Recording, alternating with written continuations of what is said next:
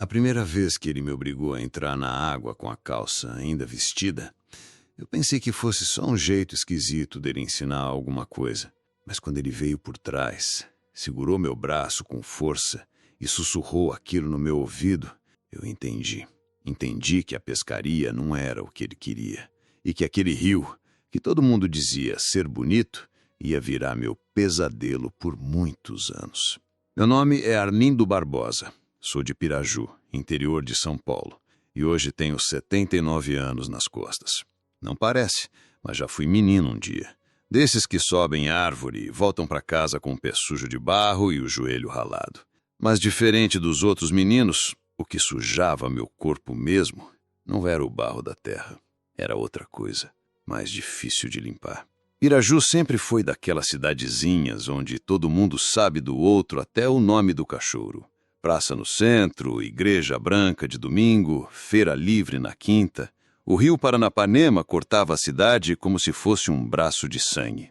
Os mais velhos pescavam nele, os moleques nadavam pelados no calor, as mães batiam roupa nas pedras. Todo mundo tinha memória boa daquele rio, menos eu. Eu morava numa casinha simples, com minha mãe, e depois de um tempo, com um homem que ela conheceu na cooperativa. O tal companheiro novo, como ela dizia, com a voz mansa, como quem esconde o medo atrás do sorriso. O nome dele era Agenor, mas todo mundo chamava de Seu Nó, aquele tipo de homem que fala baixo, olha no olho, ajuda na sacola da feira. A cidade adorava ele. Quando ele apareceu, eu tinha perdido meu pai há pouco tempo num acidente de caminhão. Minha mãe ficou viúva nova, com pouco estudo e 2 empregos nas costas. Agenor foi se chegando. Primeiro ajudava com umas coisas na horta, depois começou a ficar para janta, depois dormia em casa quando chovia. Daqui a pouco já era ele quem cortava o pão de manhã.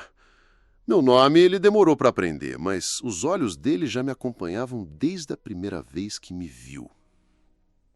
Ele ganhou a confiança da minha mãe com muito carinho ensaiado. Dizia que era só um homem do campo querendo um lar, e ela acreditou.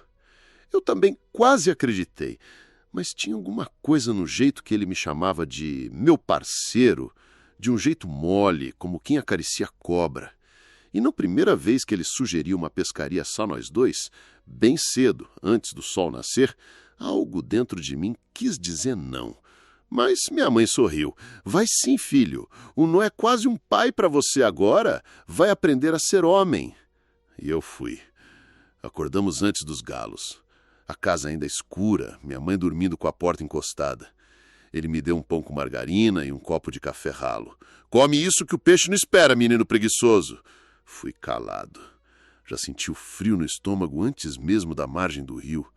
A vara de pescar ele mesmo tinha feito com um bambu da beira da estrada. Isso aqui é mais forte que os de loja, disse, me mostrando como segurar. A linha ele desenrolou devagar, com os dedos longos e secos. O anzol ele olhou por um tempo antes de me entregar. Cuidado com isso, parceiro. Corta feio. Quando falou isso, olhou dentro dos meus olhos. Aquilo me deu um arrepio na espinha que eu não soube explicar. A gente ficou ali sentado por horas. O sol foi subindo, a água do rio escurecendo. Ele me falava coisas sobre paciência, sobre silêncio, sobre prestar atenção nos detalhes. E depois calava. O silêncio dele era mais pesado que qualquer conversa. Às vezes, ele me olhava e sorria de lado. Vai ser bom para você isso aqui. Vai aprender comigo. Eu só balançava a cabeça. Quando voltamos para casa, ele fez questão de contar para minha mãe que o garoto tinha jeito com a vara. Ela riu, riu alto, como se fosse só sobre peixe, como se eu não tivesse com vontade de vomitar desde que saí da água. As idas ao rio viraram rotina, toda semana, de manhã cedo, sempre só nós dois e sempre com aquela mesma ordem. Não conta para sua mãe nossas conversas, viu? Isso é coisa de homem. Na escola, eu já não olhava mais ninguém no olho. Comecei a inventar febre, dor de barriga, qualquer desculpa para não ir para o rio. Mas ele esperava passar 2 dias e voltava com um sorriso e um saco de pão de queijo na mão. Hoje não tem desculpa, parceiro. O rio tá chamando. Minha mãe achava bonito. O No trata você como filho. Dá gosto de ver. Dava gosto. Era o que ela dizia. Eu engolia seco. Eu lembro bem de uma dessas vezes quando ele me mandou tirar a camisa porque o sol ia queimar e depois ficou me observando em silêncio. O anzol ainda pendurado, a linha parada. O peixe que era bom não vinha. Mas ele dizia que o importante era ficar ali, juntos, construindo confiança. Eu não sabia o que era construir confiança, mas sabia que cada vez que ele falava isso, minha vontade era sair correndo.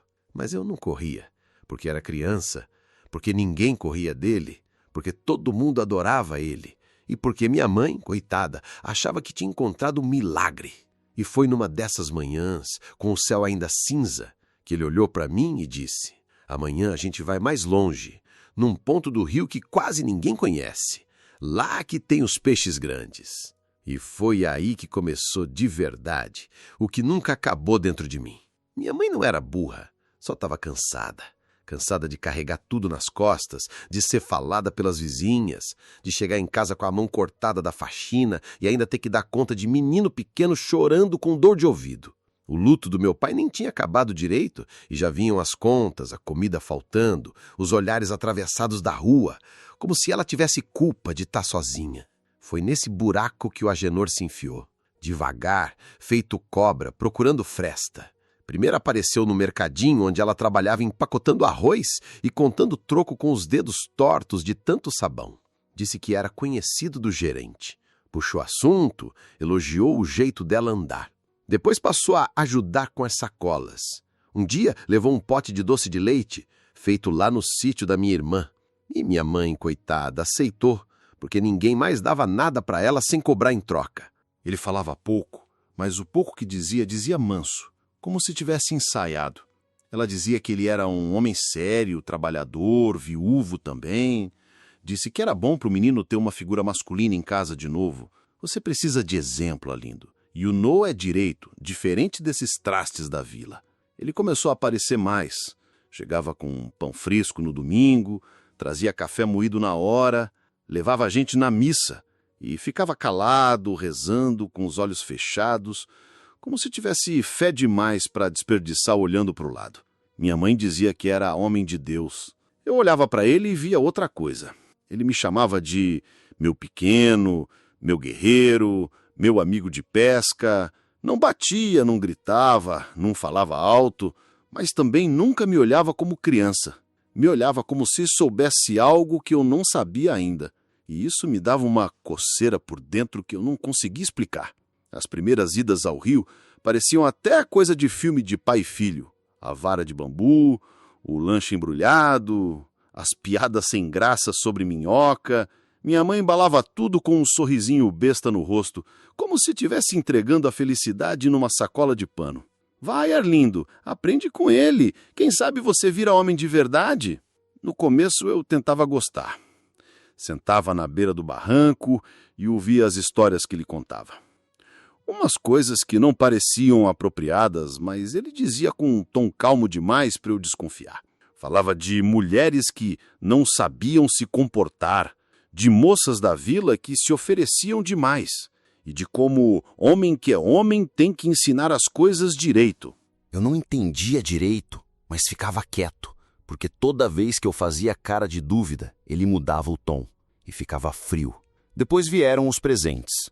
Um chaveiro com meu nome entalhado, um boné com a bandeira do Brasil, um canivete velho que ele disse que era de estimação.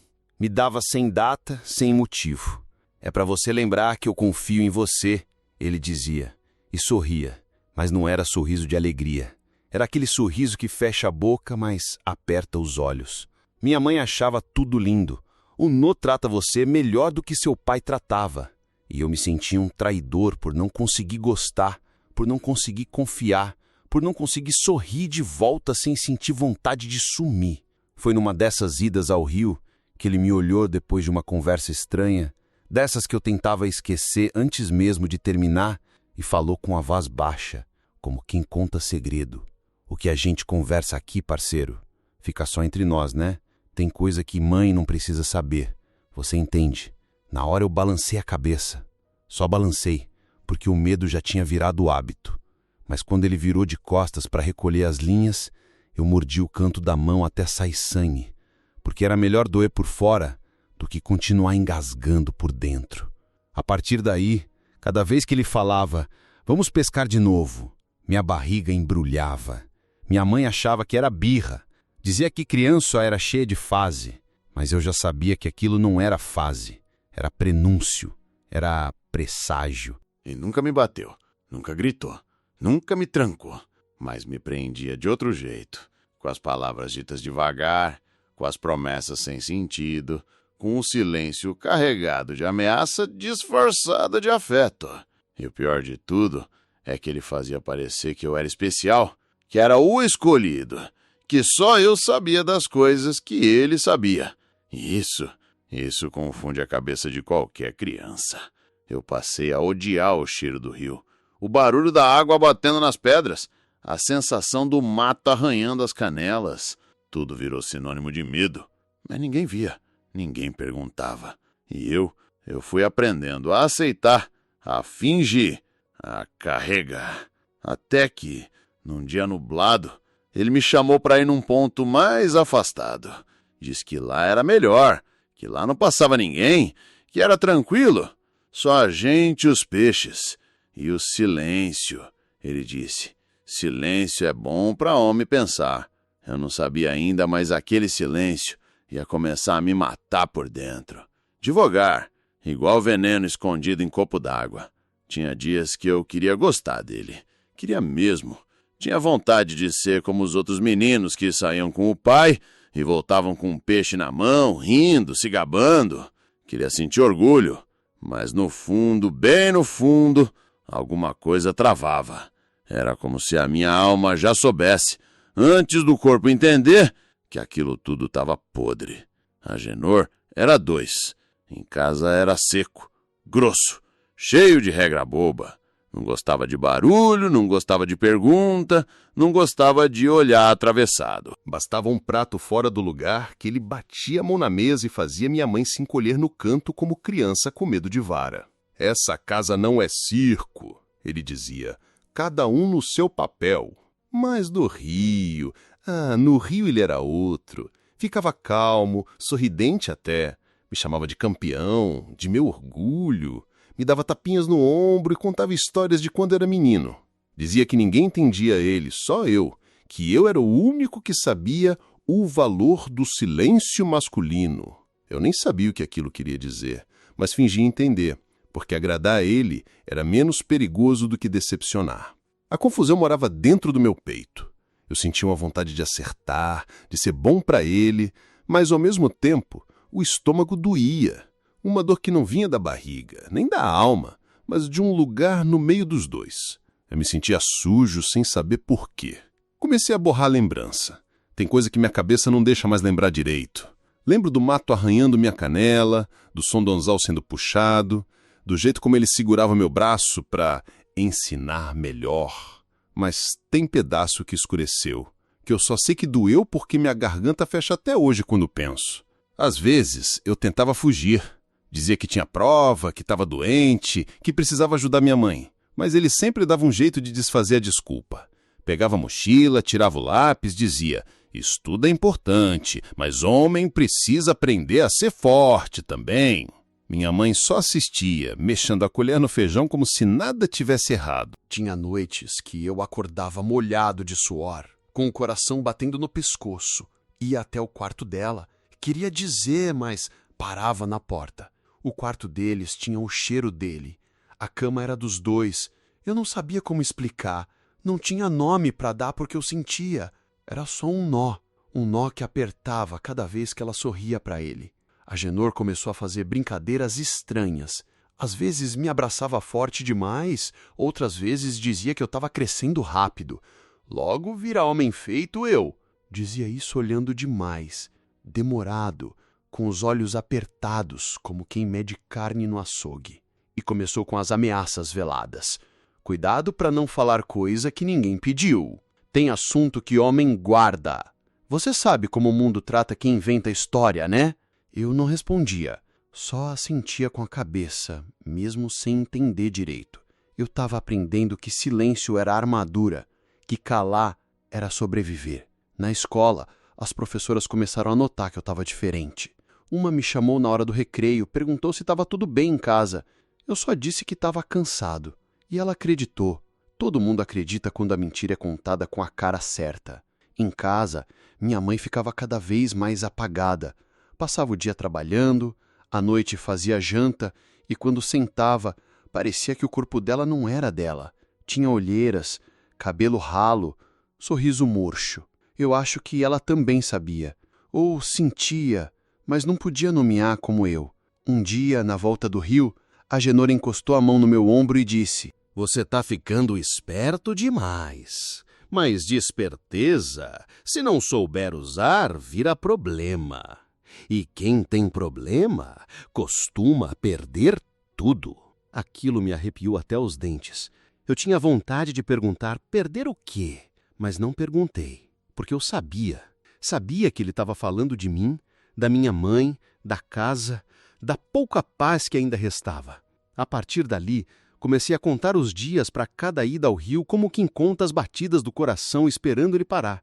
Mas ele nunca parava. Nem o rio, nem o medo.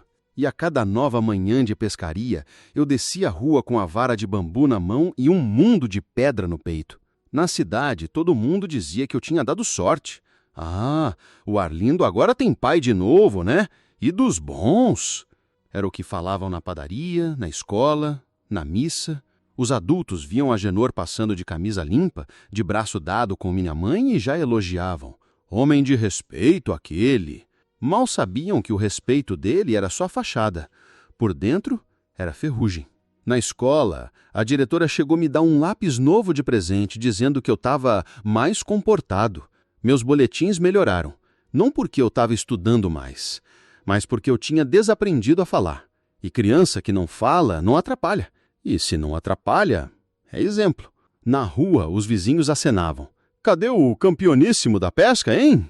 Eles diziam.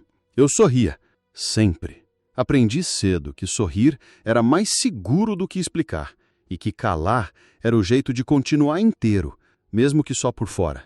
Minha mãe começou a andar mais leve. O nó faz bem pra gente, né, filho? Ela dizia, enquanto estendia a roupa no varal.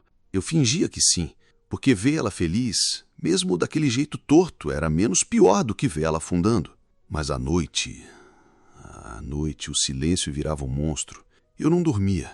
Ou melhor, dormia de olho meio aberto. O quarto era pequeno, dava direto para o corredor, e cada passo dele era um trovão no meu ouvido. Eu sabia diferenciar o som do chinelo, o ranger da madeira, o jeito que ele tossia antes de chegar perto. Mesmo quando ele não vinha, eu sentia. Sentia o peso dele encostado na porta, o ar mudando, o medo esquentando minha nuca. Acordava encharcado, o lençol grudado nas costas, às vezes com a boca mordida de tanto me segurar, outras vezes com a respiração cortada, achando que ia morrer ali, sozinho, sem ninguém para notar. Comecei a dormir vestido, de calça jeans, a camiseta, até com um tênis do colégio, só por segurança. Guardava um canivete de brinquedo debaixo do travesseiro, servia para nada, mas me dava a ilusão de que eu ainda tinha alguma escolha. Agenor nunca encostava em mim na frente da minha mãe, mas quando ela saía ou ia para o quintal, ele passava a mão no meu ombro com força demais. Dizia, tá virando homem, hein? E olhava. Olhava como quem mede, pesa e depois devolve para o canto. Tinha dia que ele nem precisava falar. Só aparecia na porta do quarto com aquele sorriso sem dente do lado esquerdo e dizia, amanhã cedo, nosso ponto secreto. E eu sabia que o dia ia começar errado. Uma tarde depois da escola, eu cheguei em casa e minha mãe estava sozinha, lavando louça. O rádio ligado baixinho, tocando música sertaneja das antigas. Eu fiquei parado na porta da cozinha, olhando ela ali, com as mãos enrugadas dentro da bacia. Ô mãe, ela virou só um pouco, sem parar o que estava fazendo. Fala, meu filho. Eu abri a boca. Senti ela secar na hora. A garganta travou. O que eu ia dizer? Que o Agenor falava coisa estranha? Que me olhava como quem espreita bicho? Que no rio ele era outro? Eu queria falar. Queria muito. Mas as palavras não saíam, porque eu sabia que ela ia achar exagero, ia chamar de invenção, ia passar a mão no avental e dizer, lá vem você com bobagem. E se ela não acreditasse? E se ele soubesse? Fiquei ali, parado, com a boca meio aberta. Tá com fome? Ela perguntou, enxaguando um prato. Eu só balancei a cabeça. Ela voltou para a pia como se nada tivesse acontecido. Naquela noite fiquei com raiva de mim. Raiva por ser covarde, por não gritar, por deixar tudo continuar. Mas no fundo, bem no fundo, eu sabia que não era covardia. Era instinto. Era proteção.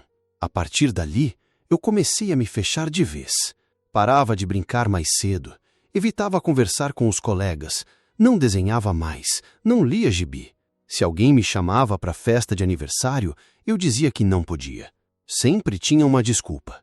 Na verdade, eu só não queria mais sair do papel de invisível. Porque quando a gente vira coisa que ninguém vê, ninguém cobra, ninguém toca, ninguém exige. Eu me tornei uma sombra dentro da minha própria casa.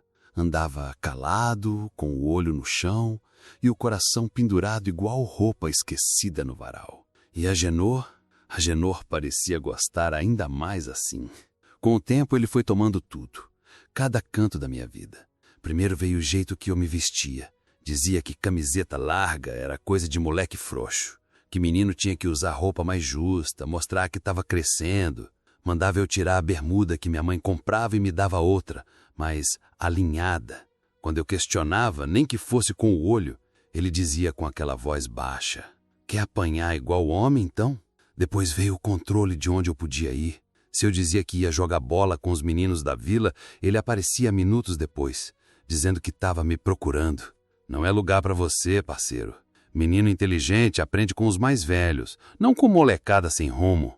No começo minha mãe achava que era zelo.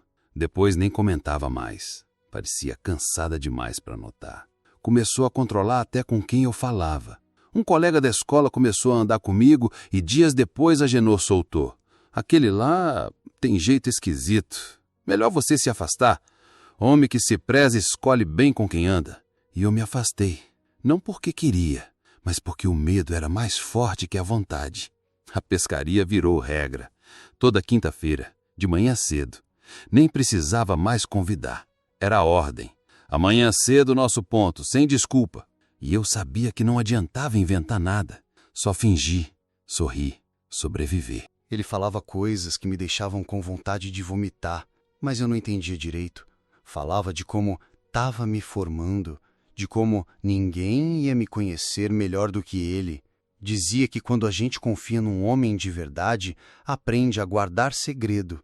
Às vezes falava baixinho no meu ouvido na beira do rio, enquanto o anzol boiava parado. Você é o meu preferido. Seu corpo tá ficando certo. Não tem ninguém que vai cuidar de você como eu. Eu ficava paralisado, como se o corpo tivesse saído de mim e ficado ali só a casca. O cheiro da água começou a me dar enjoo. O som dos passarinhos me irritava. O sol parecia zombar de mim toda vez que nascia. Comecei a fingir doença. Dizia que estava com dor de barriga, que tinha tossido sangue, que estava com febre. Me jogava no chão de leve, batia a cabeça na quina da cama só para deixar marca e dizer que caí. Qualquer coisa para não ir com ele. Minha mãe às vezes acreditava. Outras vezes passava a mão no meu rosto e dizia que eu só queria fugir de responsabilidade. Vai lá com o nome, meu filho. Ele te ama. Só quer o seu bem. Amor, palavra maldita na boca de quem não sabe o que é. A Genor começou a perceber meus truques e não gostou. Uma manhã, depois que eu inventei que tinha vomitado, ele me olhou longo, sem falar nada. Só ficou ali parado na porta do meu quarto, com a mão na maçaneta, e depois soltou devagar. Quem mente, perde confiança. E quem perde confiança, perde tudo. A frase ficou martelando na minha cabeça o dia inteiro. À noite, ele apareceu com um presente, um relógio de pulso, velho, com pulseira de couro gasta. Disse que era do pai dele. Agora é seu, mas só de quem merece. Eu fingi que agradeci, mas quando ele saiu do quarto, joguei o relógio na gaveta e não toquei mais nele. O pior é que eu ainda não entendia por completo o que ele fazia comigo. Não tinha palavra, só tinha nojo. Um nojo que começava no estômago e subia para a garganta, que fazia eu tomar banho 3 vezes no mesmo dia, que fazia eu esfregar até a pele arder. Era como se eu soubesse que algo muito errado estava acontecendo, mas o mundo inteiro me dissesse que eu é que estava maluco. Comecei a guardar papel velho, a desenhar coisas estranhas no caderno da escola, como se tentasse arrancar da cabeça aquilo que ela se recusava a organizar. Mas nada adiantava, porque o problema não estava só na lembrança. Estava vivo, presente, dormindo a 3 passos do meu quarto, com o chinelo virado para o lado da porta e o sorriso de sempre. Eu virei especialista em fingir. Era o que me restava. Fingi que estava bem, fingi que estava prestando atenção na aula, fingi que acreditava em tudo que diziam sobre ele. Aprendi a rir, sem mostrar os dentes, a falar baixo, a caminhar leve para não incomodar o chão. Fingia tanto que às vezes me esquecia do que era verdade. Comecei a sumir de mim, a me esconder dentro do próprio corpo. Criava mundos inteiros na cabeça. Na minha cabeça, eu era forte, era grande, tinha uma bicicleta e pedalava até sumir da cidade. Tinha uma casa longe dali, uma mãe que ouvia, um pai que protegia. Mas era tudo só no pensamento. A realidade era o chinelo dele batendo na porta às 5 da manhã. Aprendi a respirar devagar. Quando ele entrava no quarto, eu fingia que estava dormindo pesado. Quando ele falava comigo na mesa, eu não olhava. Quando ele chegava perto, eu parava de existir um pouco. Deixava só o corpo ali, parado, esperando passar. Mas teve um dia que não passou. Foi num sábado. Ele disse que ia me levar num ponto novo do rio, mais afastado, quase secreto, onde os peixes batiam como doidos. Eu não quis. Disse que estava cansado. Inventei que tinha ficado até tarde estudando, que tinha dor de cabeça. Ele não gostou. Disse que já tinha comprado pão de queijo, refri, que minha mãe já tinha separado o boné. Você vai e pronto. No caminho ele falava pouco. Estava com o maxilar travado, aquele olhar comprido, sem piscar. Eu sentia que tinha feito algo errado só por tentar dizer não. Chegamos num lugar mais fechado. O mato alto, o caminho estreito, o silêncio mais grosso que o normal. Eu nunca tinha ido ali antes. Ele disse que era um canto de confiança, que não podia levar qualquer um. E sorriu. A água era mais escura, a correnteza quase parada. Ele montou as varas, colocou as iscas e me mandou sentar perto. Fiquei ali, com o coração descompassado. Tinha algo diferente naquele dia, algo que nem o vento queria tocar. Foi ali que ele cruzou uma linha. Não vou contar o que aconteceu, não precisa. Mas sei dizer que, depois daquilo, eu deixei de ser criança. O que ele fez tirou um pedaço de mim que nunca mais voltou. E ele sabia disso. Sabia que tinha passado do ponto. Mas ao invés de recuar, dobrou a aposta. Na volta para casa, ele me deu um tapinha nas costas. Disse: "Você agora sabe o que é ser homem, mas lembra, isso é entre nós. O mundo não entende, o mundo destrói quem fala demais." Eu não chorei, não naquela hora, nem depois. Só fiquei quieto. Tão quieto que o silêncio virou minha língua. Em casa, tomei banho com a porta trancada. Esfreguei tanto os braços que sangraram.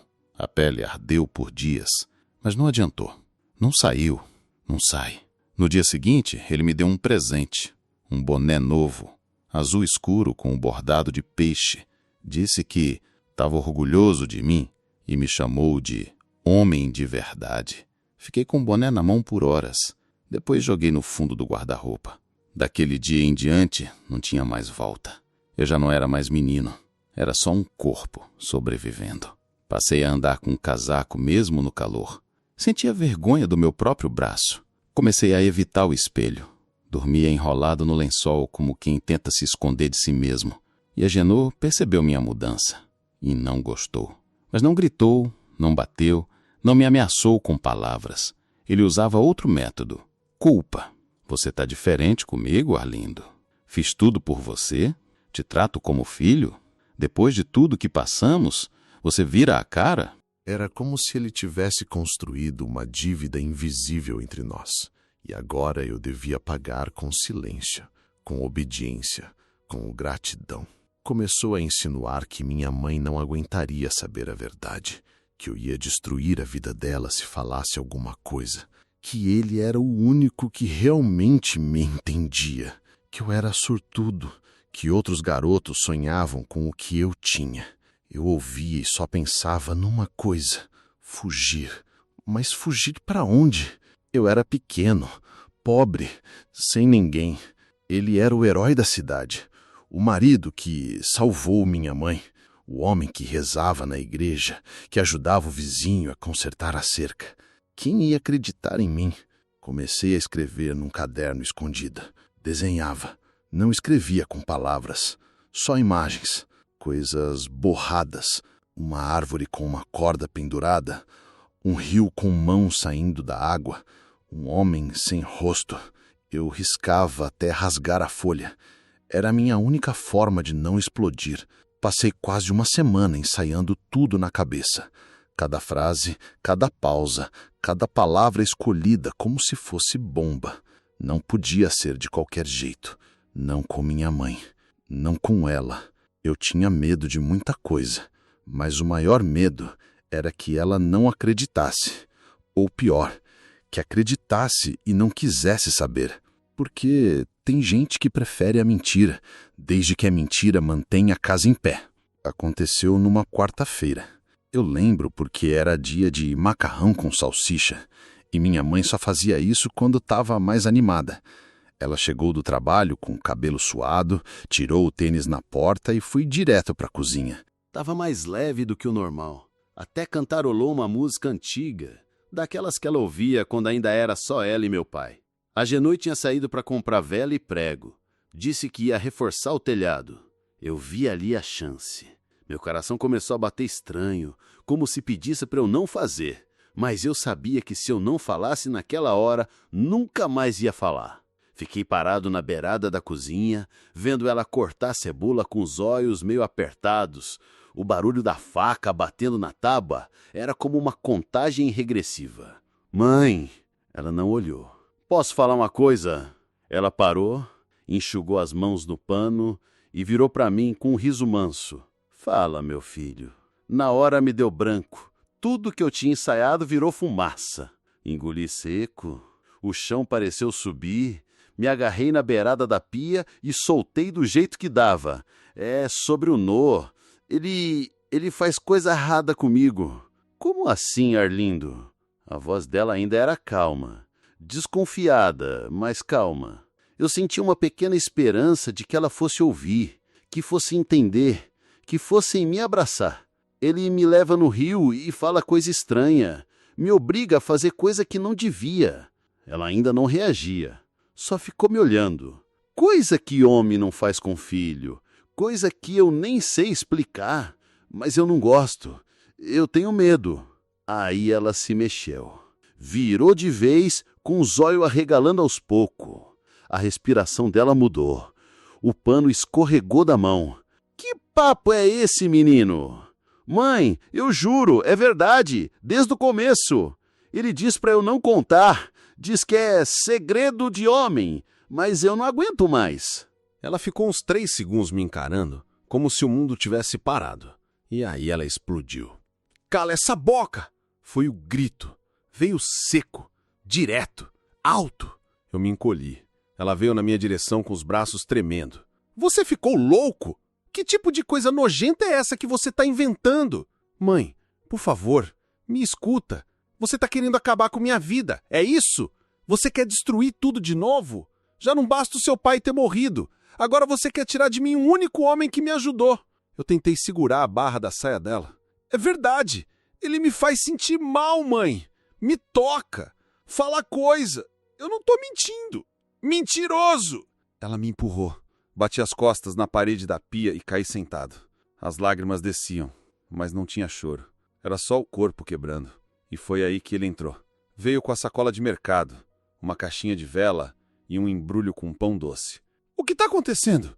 Minha mãe correu até ele como quem se protege do fim do mundo. O Arlindo, ele falou... Ele disse que você... Ela não conseguiu terminar. A voz falhou. Ele largou a sacola no chão e caiu de joelhos, num teatro sujo e perfeito. Não, não fala isso, amor. Não, ele... Meu Deus, eu nunca faria isso. Eu trato ele como meu filho. E chorou. Chorou com a mão no rosto, com a voz tremida, com a perfeição de quem ensaia todo dia na frente do espelho. Minha mãe ajoelhou junto. Choraram abraçados, como se eu fosse o agressor, o destruidor, o monstro da história. Eu fiquei ali parado, sem reação, o mundo girando devagar. Não, mãe, por favor. Ela levantou de novo, com a raiva fervendo.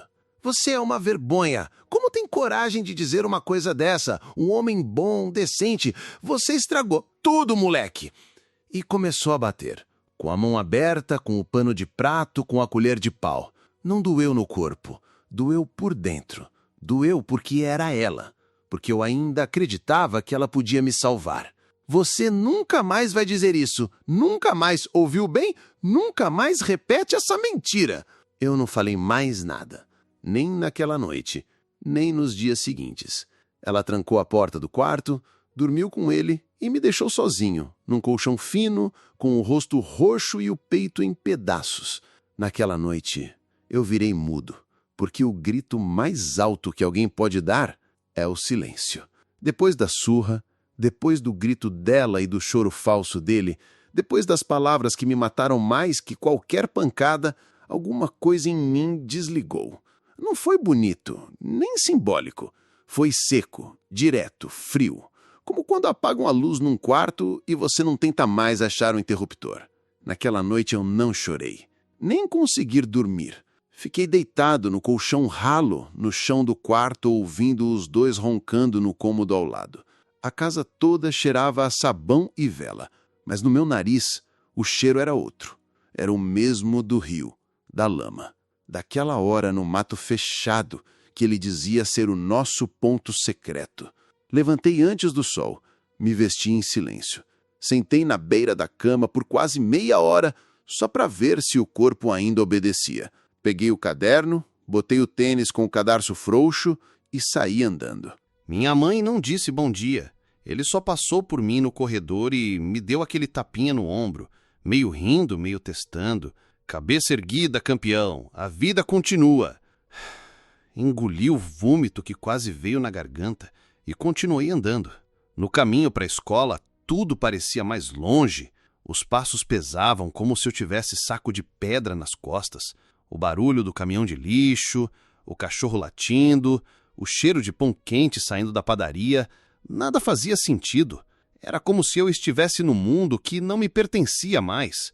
Na sala de aula, sentei na carteira do fundo. A professora perguntou alguma coisa. Eu não lembro o que. Só sei que não respondi. Ela insistiu, achando que eu não tinha ouvido. Arlindo, tudo bem com você? Levantei os olhos. Olhei para ela como quem vê um filme passando do outro lado do vidro. Balancei a cabeça devagar e voltei a abaixar. Dali em diante, meu silêncio virou rotina. Eu não falava mais com ninguém. Nem sim, nem não, nem bom dia, nem desculpa. A voz parecia ter secado. Se alguém me cutucava, eu só olhava. Se perguntavam alguma coisa, eu piscava devagar. Se reclamavam, eu não reagia. Meu corpo virou um tipo de armadura, uma casca.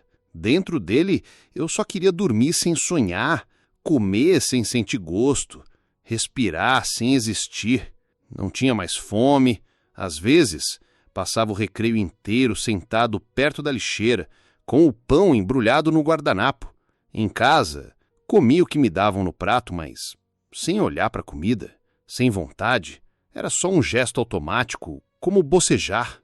Minha mãe fingia que era normal. Tá na idade de crescer, né? Fica quieto, fechado no mundo dele, coisa de fase. Mas ela sabia. Eu via no jeito como ela evitava meu olho, como não perguntava nada, como tratava o silêncio com alívio e não com preocupação. Ela preferia o filho calado do que o filho que falava demais. E o Agenor? Ele parecia satisfeito. Agora me exibia, me mostrava para a rua como se fosse medalha. Passava com o braço no meu ombro, dizia para os vizinhos: esse aqui é criado com pulso firme, viu? Menino de ouro, não dá trabalho nenhum. Todo mundo sorria, me elogiavam. Esse sim é menino bem educado, ó. Não fala alto, não interrompe, respeita os mais velhos. Se eles soubessem. Na missa, ele fazia questão de me levar. Dava dinheiro para eu colocar no cestinho da coleta, fazia eu segurar a vela na procissão. O padre até veio um dia me cumprimentar. Parabéns pelo menino, Agenor. Que postura! Postura. Era isso que viam, mas não viam um corpo tenso, a nuca travada, olhar sempre no chão. O silêncio não era timidez, era defesa, era o último recurso de quem não tem mais voz. Eu parei de escrever, o caderno que eu rabiscava ficou escondido embaixo do colchão, intocado. Parei de desenhar, as árvores tortas, os rostos sem olho, os rios com mãos, ficaram lá, sufocados, como eu. Mas alguém viu, o professor Luiz. Novo na escola, andava meio torto, tinha a cara de quem já tinha apanhado da vida também. Tinha uns olhos fundos, mais vivos. Me observava desde a primeira semana. Percebeu que eu nunca respondia, que o uniforme estava sempre amarrotado, que minha cabeça estava sempre abaixada. Um dia, ele me chamou no recreio. Arlindo, senta aqui comigo. Sentei. Tá tudo bem?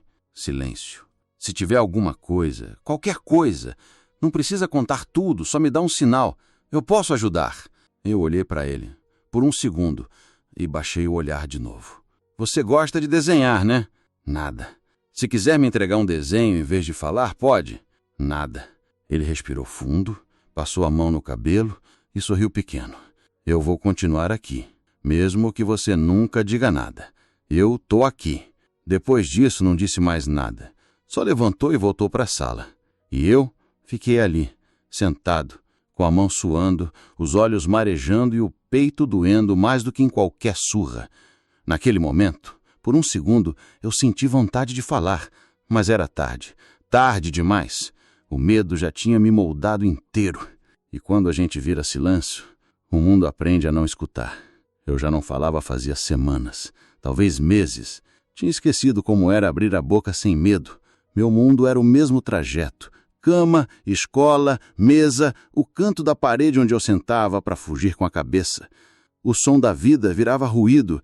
O toque da campainha da escola, o latido do cachorro do vizinho, a colher batendo no copo de café, tudo parecia longe, abafado. Mas mesmo em silêncio, eu planejava, pensava, revivia cada trajeto, cada passo até o portão. Observava onde ficavam as chaves, onde ele deixava o chinelo, o horário em que dormia mais pesado. Era pouco, quase nada, mas era o que eu tinha. E então, um dia, aconteceu. Era fim de tarde. Minha mãe tinha saído para resolver alguma coisa na igreja, ajudar numa doação, sei lá. A Genor estava em casa, como sempre, andando de um lado para o outro com aquele jeito de dono do mundo. Eu estava sentado no chão do quarto, fingindo ler um livro que não tinha mais letra para mim.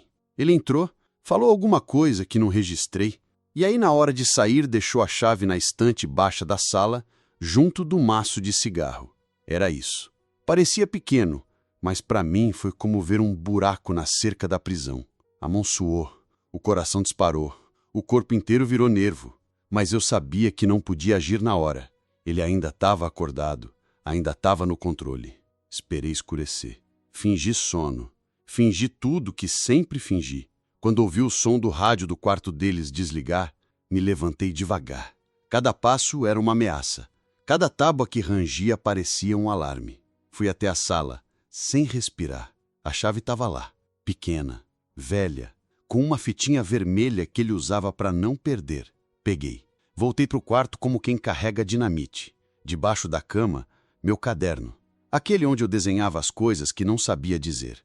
Estava rasgado, sujo, com cheiro de mofo, mas era meu. Era a única coisa que ainda parecia minha. Peguei também um pedaço de pão amanhecido escondido dentro da lata de bolacha, embrulhado num guardanapo. Abri a porta devagar. O trinco gemeu. Eu travei, esperei, nada. Pisei no quintal. O chão gelado, o portão encostado sem tranca. Saí. Não corri no começo. Andei rápido, o coração na garganta. Quando virei a esquina e a casa sumiu da minha vista, aí sim, corri. Corri como quem foge do fim do mundo. Não olhei para trás. Não queria ver se alguém vinha, se ele gritava, se ela chorava. Aquilo já não era mais meu problema. Entrei na primeira rua de terra. Depois peguei um desvio que levava para os galpões abandonados perto da antiga estação de trem. Era um lugar que ninguém mais usava. Tinha mato alto, telhado furado, cheiro de rato. Ali me escondi. Fiquei 2 dias no escuro, comendo pão em pedaços, dormindo no chão duro. O corpo doía, a fome crescia, a garganta secava, mas pela primeira vez em muito tempo eu respirava. Chorava também, mas era outro tipo de choro. Era alívio, medo, culpa, tudo junto. Um choro feio, sem som, que fazia a barriga contrair. Na tarde do terceiro dia, escutei vozes. Achei que era o fim. Achei que ele tinha me achado, mas não era ele. Era um homem mais velho, de boné, carregando sacolas. Tava catando coisa velha. Me viu encolhido no canto do galpão e parou. Arlindo? A voz me gelou. Levantei só os olhos. Reconheci de longe. Era o Zeca, conhecido do meu pai biológico. Trabalhava com ele na transportadora. Tinha vindo algumas vezes na nossa casa antes de tudo virar inferno. Meu Deus, moleque, o que aconteceu? Não respondi. Só apertei o caderno contra o peito. Ele se aproximou devagar, como quem chega perto de bicho ferido. Você tá sumido, todo mundo procurando, tua mãe, o Agenor. Quando ele falou o nome, eu travei. Encolhi mais ainda. Zeca entendeu. O olhar dele mudou. Ficou sério. Baixou o boné. Puxou o ar devagar. Você quer voltar pra casa? Eu neguei com a cabeça. 1, 2 vezes. Tá certo. Ele se agachou. Tirou uma garrafa d'água da sacola. Me entregou. Depois, um pedaço de pão com mortadela. Come, bebe, depois a gente pensa. E ali, naquele galpão sujo, com o corpo tremendo e o caderno suado no colo, eu senti, pela primeira vez, que talvez, só talvez, alguém tivesse disposto a me tirar de lá. Zeca era homem do tipo seco, poucas palavras, nenhuma carícia. Daqueles que falam com a testa franzida e nunca tocam no ombro de ninguém. Mas tinha um negócio nele que era raro. Ele sabia ver dor sem precisar espremer. Naquele dia, depois de me dar o pão com mortadela e a garrafa d'água, ele esperou eu terminasse tudo sem dizer uma palavra. Ficamos sentados no chão de terra do galpão, o vento passando por uma janela quebrada lá no alto. Ele acendeu um cigarro, tossiu e disse só: "Não vou te perguntar o que aconteceu. Se quiser falar, fala. Se não quiser, fica." Balancei a cabeça. Queria ficar, não sabia onde nem como, só queria ficar longe do inferno. No fim da tarde, ele me levou para o caminhão. Um modelo velho, barulhento, com banco rasgado e cheiro de óleo. Subi sem perguntar para onde. Sentei no canto e segurei o caderno com as 2 mãos. Ele só disse: "É longe, aguenta aí." A viagem durou horas. Dormi metade do tempo com a cabeça encostada na janela, sonhando com coisa que eu não queria lembrar. Quando acordei já era noite e estávamos numa cidade diferente. Não conhecia nada. As ruas eram largas, cheias de poste e o ar cheirava a graxa. Zeca morava nos fundos de um ferro velho, um barracão de madeira com 2 janelas e uma porta torta. Me mostrou um quarto pequeno, com colchão no chão, um cobertor puído e uma toalha. Disse: "É aqui. Se quiser ir embora depois, tá livre. Mas por agora, dorme." Eu dormi, como pedra, pela primeira vez em muito tempo sem medo de ouvir passos no corredor. Acordei só com o sol entrando pela fresta da janela. Ele já estava no galpão, martelando coisa. Me chamou com um gesto. Não disse bom dia, nem dormiu bem. Só apontou para uma pilha de peças. "Ajuda aqui." E foi isso.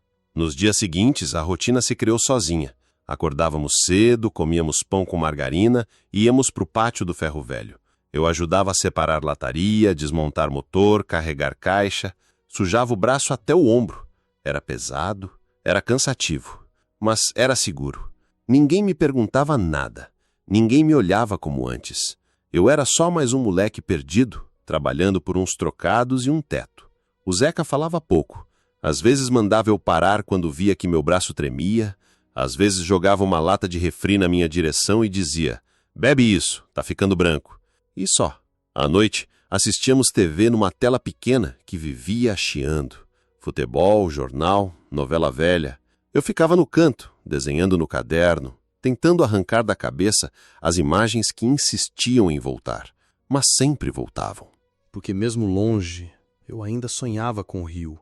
Sonhava com a água parada, com o som dos galhos, com o barulho do anzol batendo na superfície, com a voz dele dizendo: "Isso é só nosso." Acordava suado, com a respiração presa, o peito trancado. Às vezes Zeca ouvia meus pesadelos, batia na porta com força e gritava: "É só sonho, moleque! Vai passar!" Mas não passava, porque o corpo esquece rápido, mas a cabeça guarda até o cheiro. Mesmo trabalhando, comendo, dormindo, eu sentia que ainda carregava o lugar de onde fugi. Nas costas, nos olhos, no jeito de andar, era como um peso invisível. Um sinal que ninguém via, mas que doía todo dia. Zeca uma vez me viu lavando o braço com sabão de pedra, esfregando até a pele arder. Ficou parado olhando, depois só disse: "Isso aí não sai com água, não." Não explicou, nem precisou. Eu entendi. E a vida seguiu assim, silenciosa, pesada, mas minha. Eu ganhava uns trocados, comia, dormia, vivia em paz pela metade. Era pouco, mas era mais do que eu conhecia. Não sabia o que ia ser de mim, nem pensava. O que importava era só não voltar. No início, Zeca nunca me apertou, nunca me cobrou, nunca perguntou se eu ia contar pra alguém, se ia atrás de polícia, se ia procurar minha mãe, nada. Ele só me dava espaço. E às vezes, no meio da tarde, soltava uma frase que, de algum jeito, me segurava em pé. Tem coisa que a gente não esquece, mas também não precisa carregar todo dia. Naquele canto sujo de oficina, entre o barulho de martelo e o cheiro de óleo queimado, eu descobri uma coisa parecida com paz. Paz quebrada, rachada, mas ainda assim, paz. O tempo passa mesmo quando a gente não quer, e foi passando, fui crescendo. O rosto mudou, a voz engrossou, o corpo esticou todo torto.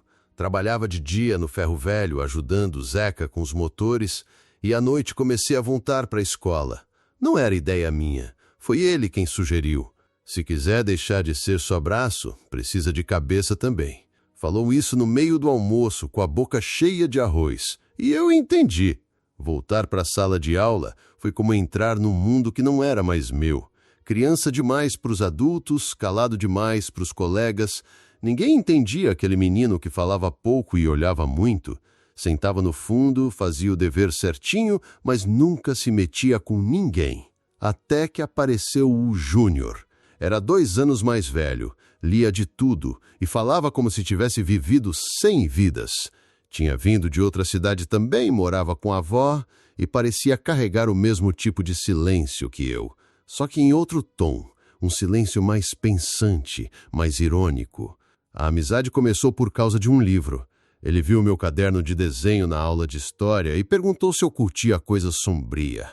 Falei que não sabia. Ele riu e no outro dia apareceu com um livro amassado.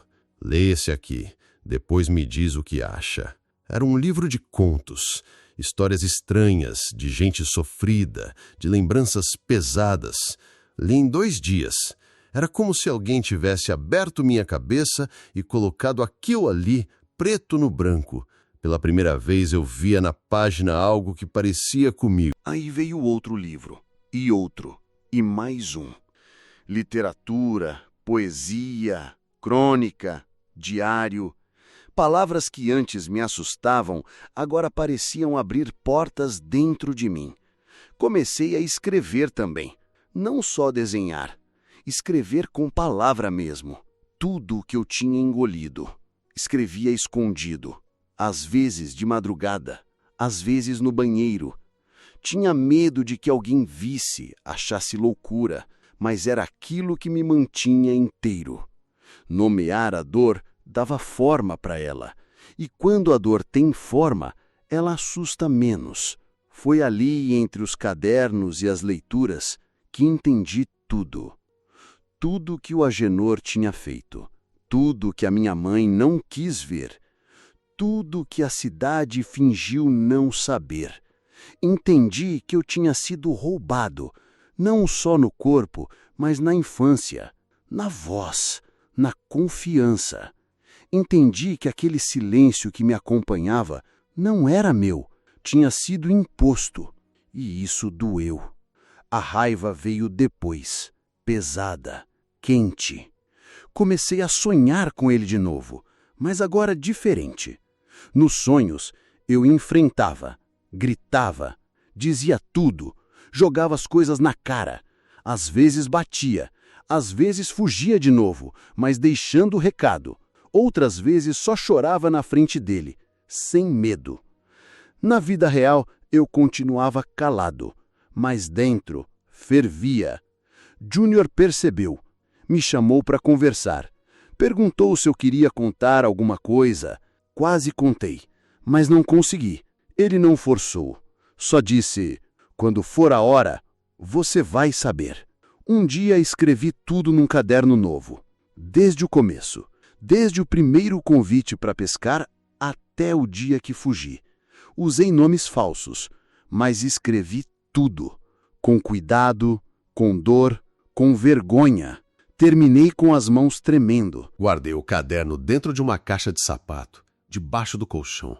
E ali nasceu um desejo. Voltar para a cidade, falar, gritar, apontar o dedo, mostrar quem ele era, dizer para minha mãe que eu lembrava de tudo, que o silêncio não apagou nada, que eu sobrevivi, mas não por causa dela, apesar dela. Ficava imaginando a cena, eu de pé na frente da casa, batendo no portão, ela abrindo, os olhos arregalando, envelhecida, e eu dizendo: tá vendo? Eu não menti. Imaginava ele sendo desmascarado. Gente apontando, fugindo, xingando. Imaginava a cidade toda ouvindo meu nome. Meu verdadeiro nome. Mas era só desejo. Na prática, a coragem ainda não existia. A garganta ainda a trancava. O medo ainda morava em mim. Não mais dele, mas do que fazer com tudo isso depois. Porque contar é abrir uma ferida que nunca fechou. E eu não sabia se aguentava vê-la sangrar de novo. Então, continuei escrevendo. Era o que dava para fazer. E esperava, porque eu sabia que um dia a coragem viria. Nem que fosse tarde, nem que fosse com a voz tremendo, mas viria. Demorei mais de 20 anos para colocar o pé de novo naquela cidade. Passei anos fingindo que ela não existia, como se rasgar o mapa fosse rasgar também a memória. Mas tem coisa que não se apaga. Só se guarda num canto escuro da gente. E um dia, alguém acende a luz. Foi o velório de um tio distante. Nem era tão chegado. Irmão do meu pai biológico, desses que aparecem uma vez na vida e depois viram só nome em notícia de falecimento. Mas o convite veio pelo telefone, através de um primo que ainda me lembrava do tempo das bicicletas e das brigas de bolinha de gude. Ele sempre perguntava de você, o primo disse. Acho que você devia vir. Não foi saudade que me fez ir. Foi impulso, curiosidade talvez, ou o peso de saber que, querendo ou não, aquele lugar ainda existia em mim. O caderno escrito trancado há anos não me deixava esquecer. Os sonhos com o rio também não. Cheguei de ônibus, com uma mochila pequena nas costas. A cidade parecia menor, ou talvez fosse eu que tinha crescido demais por dentro. A rodoviária estava igual, o cheiro, o barulho, as paredes desbotadas. Andei pela calçada sem olhar muito para os lados, como quem pisa num terreno que ainda guarda a mina. Fui direto para o velório, no salão da igreja. Gente que eu não via há décadas. Olhos que me encaravam tentando lembrar de onde me conheciam. Você é o filho da Marta, né? Ouvi de uma senhora enrugada, segurando um terço com a mão trêmula. Assenti com a cabeça. Só isso. Depois do enterro, decidi andar, sozinho. E aí vi o rio. Parado, igual sempre foi, água suja, com folha boiando, galhos secos nas margens, os moleques pescando com varinha de bambu. Me aproximei devagar. O cheiro da lama subiu como um soco. Quase virei de costas, mas fiquei. Ali, em pé. O rio era o mesmo, mas eu não. O tempo não limpa o que ele fez, mas me deu outra pele, outra força. Não de vingança, de compreensão. De saber que eu sobrevivi, que ele tentou me calar e falhou. Olhei para as pedras onde a gente sentava. Lembrei da primeira vez, do anzol, do silêncio dele, da minha ingenuidade, do peso que começou ali e que só foi crescendo. Fechei os olhos, respirei fundo. Soltei o ar devagar, como quem devolve o que foi arrancado. Depois fui ver minha mãe. Soube que ela estava numa casa simples, perto do mercado antigo, sozinha. O Agenor tinha sumido fazia anos. Diziam que foi embora depois que ela adoeceu.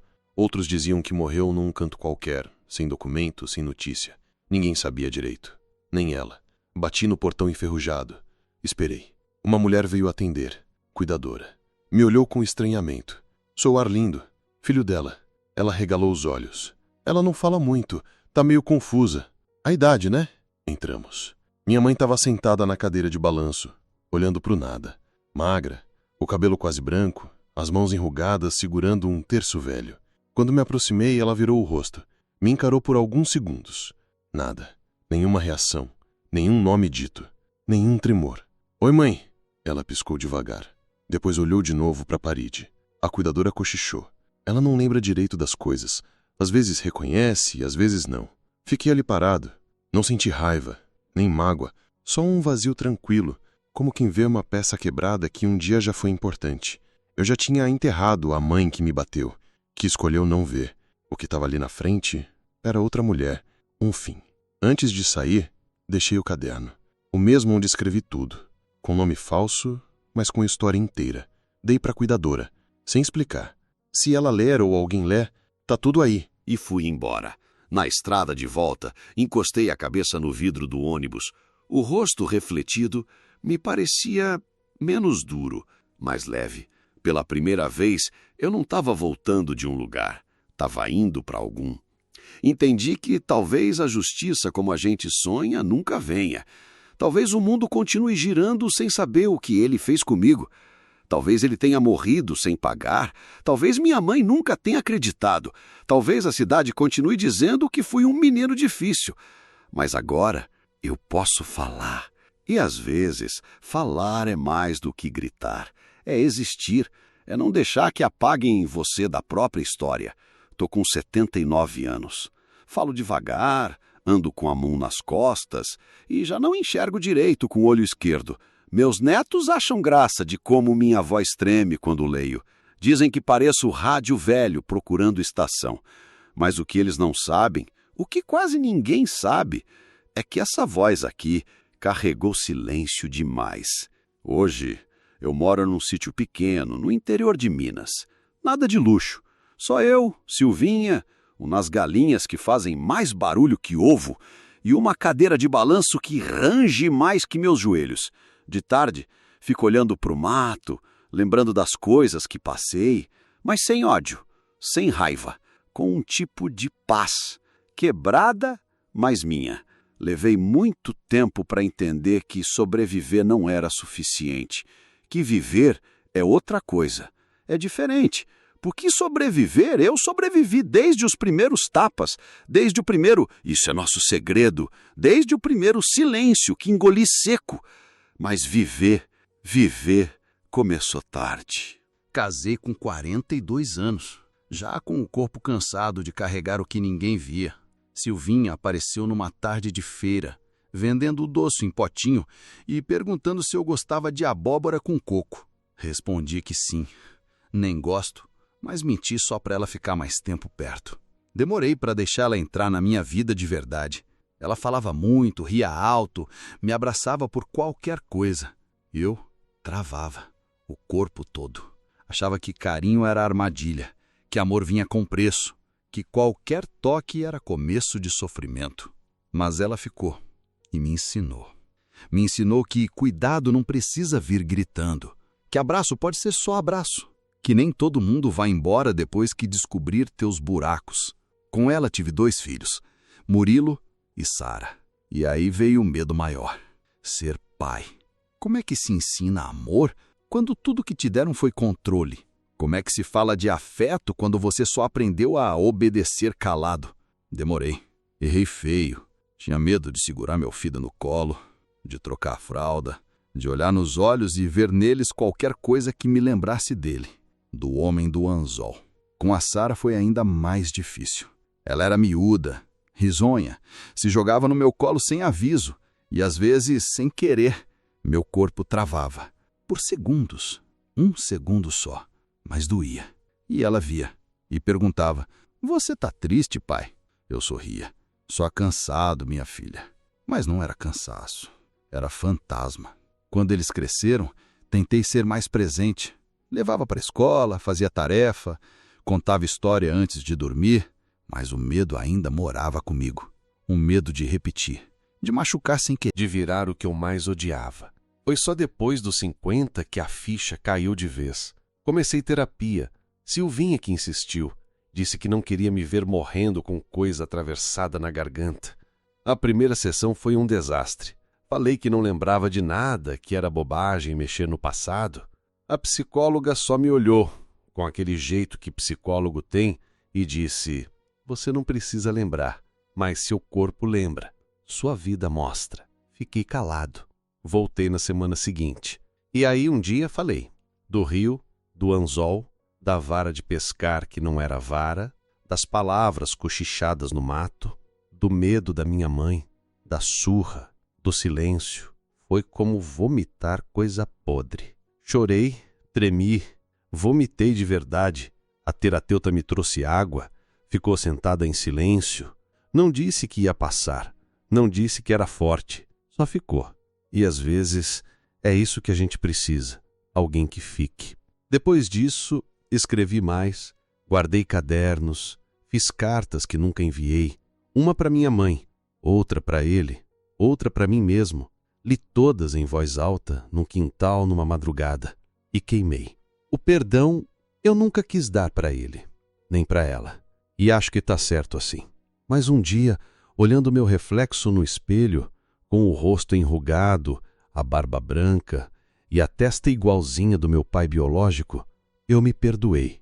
Disse para mim mesmo: você era criança, você só queria ser amado, você não tinha culpa de nada. Falei em voz alta, 3 vezes. A voz ainda tremia, mas saiu. Hoje meus filhos são adultos, Murilo é engenheiro, Sara virou professora, igual a mãe, tem suas casas, suas vidas, me tratam com um carinho que eu não sei se mereço, mas recebo. Comemorar aniversário comigo é tradição, me ligam sempre, dizem que sentem orgulho. Eles nunca souberam dos detalhes, só o suficiente. E tá bom assim.